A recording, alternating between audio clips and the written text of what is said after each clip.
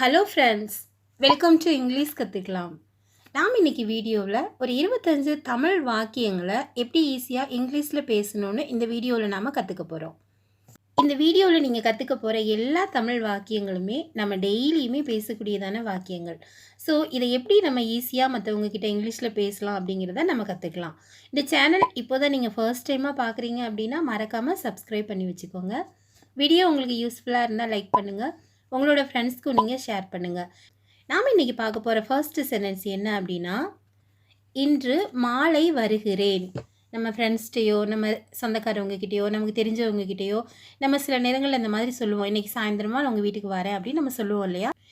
இந்த வாக்கியங்கள்லாம் நம்ம டெய்லியுமே சாதாரணமாக பேசக்கூடியதான வாக்கியங்கள். ஸோ அதை எப்படி இங்கிலீஷில் சொல்லலாம்? இன்று மாலை வருகிறேன். I will come this evening. I will come அப்படின்னா நான் வருகிறேன். திஸ் ஈவினிங் அப்படின்னா இன்று மாலை அப்படின்னு அர்த்தம். ஸோ இன்று மாலை வருகிறேன் இது எப்படி சொல்லலாம் இங்கிலீஷில்? எங்கூட சேர்ந்து சொல்லுங்கள். I will come this evening. Next one, நாளைக்கு செல்லலாம். நாளைக்கு செல்லலாம். இப்போ நம்ம வீட்டுக்கு யாராவது வந்திருந்தாங்கன்னா இன்றைக்கி ஒரு நாள் எங்கள் கூட இருந்துட்டு நாளைக்கு போங்க அப்படின்னு சொல்லுவோம் இல்லையா. ஸோ அதை எப்படி இங்கிலீஷில் சொல்லலாம் அப்படின்னா, let's go tomorrow. Let's go tomorrow. நாளைக்கு செல்லலாம். நெக்ஸ்ட் ஒன், நானும் வருகிறேன். நானும் வருகிறேன் இது எப்படி சொல்லலாம் இங்கிலீஷில்? நானும் வருகிறேன். I will also come. I will also come. நானும் வருகிறேன்.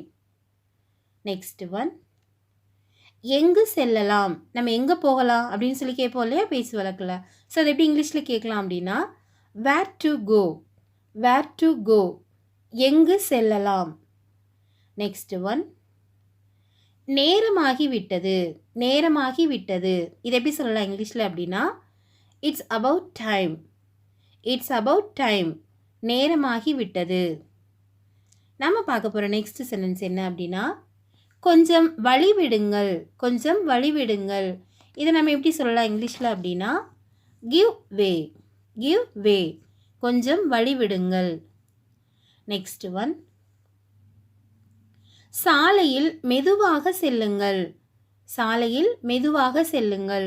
நம்ம வீட்டிலேருந்து ஸ்கூலுக்கோ காலேஜுக்கோ வேலைக்கோ போகிறவங்க கிட்ட நம்ம சொல்லி அனுப்புவோம் இல்லையா, ரோட்டில் போகும்போது மெதுவாக பார்த்து போங்க அப்படின்னு நம்ம சொல்லுவோம். ஸோ அதை எப்படி இங்கிலீஷில் சொல்லலாம் அப்படின்னா, go slow on the road. Go slow on the road. சாலையில் மெதுவாக செல்லுங்கள். நெக்ஸ்ட் ஒன், வேறு பாதையில் செல்லுங்கள் இது எப்படி சொல்லலாம் இங்கிலீஷில்? வேறு பாதையில் செல்லுங்கள். ஒருவேளை அந்த வழியில் ஏதாவது ஒர்க் நடந்துட்டுருக்கு அப்படின்னா நீங்கள் வேறு வழியில் போங்க அப்படின்னு நம்ம சொல்லுவோம்ல. ஸோ அதை எப்படி இங்கிலீஷில் சொல்லலாம் அப்படின்னா, take a different route. Take a different route. வேறு பாதையில் செல்லுங்கள். நெக்ஸ்ட் ஒன், வேகமாக செல்லுங்கள். வேகமாக செல்லுங்கள் இதை எப்படி சொல்லலாம்? Go fast. Go fast. வேகமாக செல்லுங்கள். நெக்ஸ்ட் ஒன், நான் சரியாகத்தான் செல்கிறேன் இதை எப்படி சொல்லலாம் இங்கிலீஷில்? நான் சரியாகத்தான் செல்கிறேன். ஐ am going right. I am going right. நான் சரியாகத்தான் செல்கிறேன். நாம் பார்க்க போகிற நெக்ஸ்ட் சென்டென்ஸ் என்ன அப்படின்னா, நான் பஸ்ஸில் செல்கிறேன் இதை எப்படி சொல்லலாம் இங்கிலீஷில்? நான் பஸ்ஸில் செல்கிறேன். I go by bus. I go by bus. நான் பஸ்ஸில் செல்கிறேன். நெக்ஸ்ட் ஒன், நான் உங்களுக்கு உதவலாமா. நான் உங்களுக்கு உதவலாமா இதை எப்படி கேட்கலாம் இங்கிலீஷில் அப்படின்னா, can I help you. Can I help you. நான் உங்களுக்கு உதவலாமா.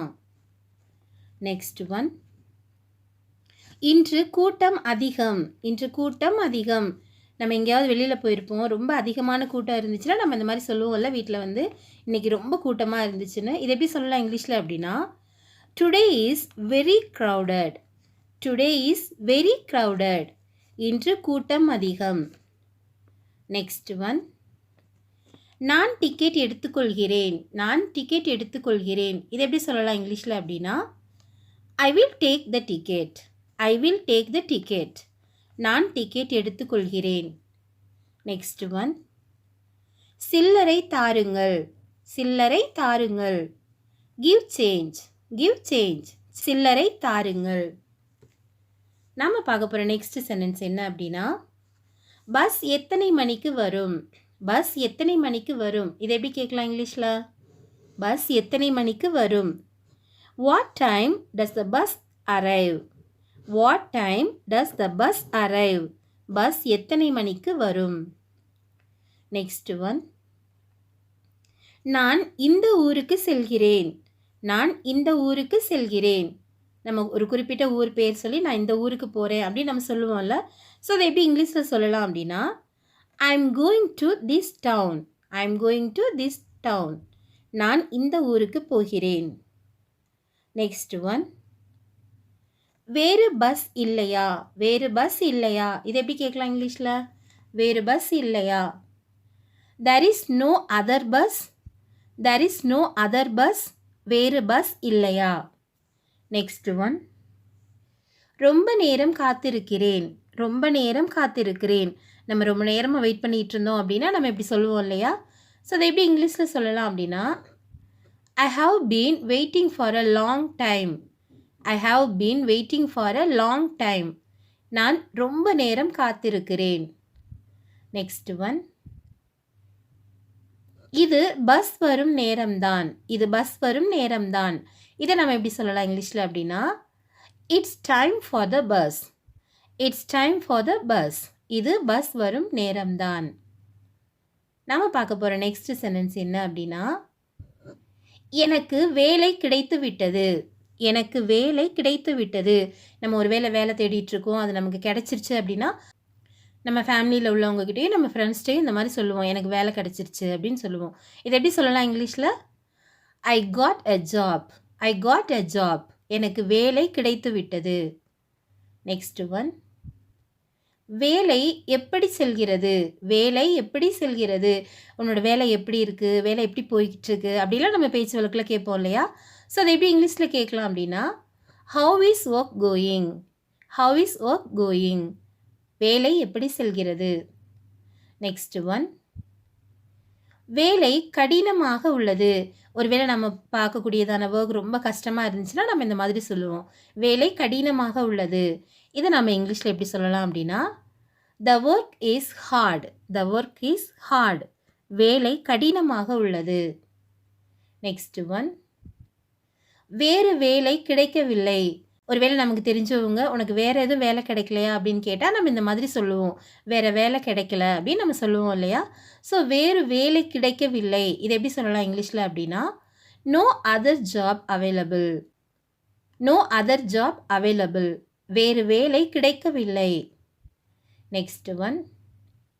வேலையில் கவனமாயிரு. வேலையில் கவனமாயிரு. இதை நம்ம எப்படி இங்கிலீஷில் சொல்லலாம் அப்படின்னா, be careful at work. Be careful at work. வேலையில் கவனமாயிரு. ஓகே ஃப்ரெண்ட்ஸ், இந்த 25 சென்டென்ஸுமே உங்களுக்கு ரொம்ப ரொம்ப யூஸ்ஃபுல்லான சென்டென்ஸாக இருக்கும்னு நான் நம்புகிறேன். ஸோ இந்த வீடியோ உங்களுக்கு பிடிச்சிருந்துச்சு அப்படின்னா லைக் பண்ணுங்கள். இங்கிலீஷ் கற்றுக்கலாம் சேனலை சப்ஸ்கிரைப் பண்ணுங்கள். Thank you friends. தேங்க்ஸ் ஃபார் வாட்சிங்.